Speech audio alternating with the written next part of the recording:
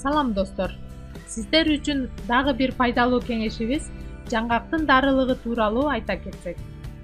Азык болгондон тышкары миң түркүн ооруларга даба болуп келе жаткан жаңгактын организмге тийгизген таасири өтө чоң. Жаңгактын даны витаминдерге жана аминокислотторго бай келет. Жаңгак бөйрөктү кубаттандырып, өпкөнү тазалайт. Дене алсыздыгында, бел сыздап ооруганда, баш айланганда колдонсо жакшы натыйжа берет. Жаңгактын тандалма курамы адамдын иммунитетинин көтөрүлүшүнө, денеден оор металлдардын чыгышына, организмдин радиацияга каршылыгынын жогорулашына салым кошот. Ошондой эле жаңгак мээни азыктандырып, анын иштешин жакшыртат. Жүрөктүн булчуңун жана ашказанды бекемдеп, атеросклероз оорусунун алдын алат. Кант диабетинен арылууда салым кошуп, кош бойлуу аялдардын курсак терисинин жарылышына жол бербейт. Эркектердин бел кубатын күчөтөт. Жаңгактын жалбырагы микробторду өлтүрүүчү касиетке ээ. Жаңгактын 50% майдан турат.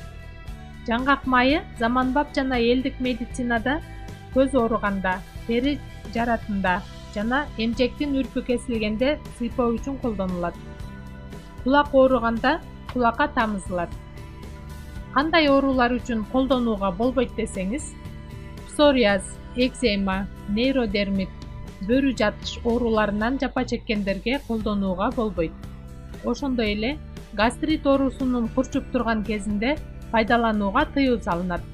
Анткени жаңгак аталган ооруларды күчөтүп жиберет. Эмесе, сиздер үчүн бир нече рецепттерди айта кетсек.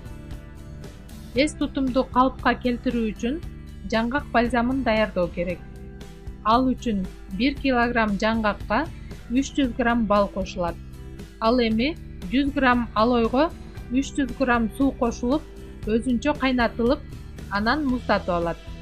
Кийин жаңгак, бал, алойду кошуп, жакшылап аралашкан соң бальзам даяр болот.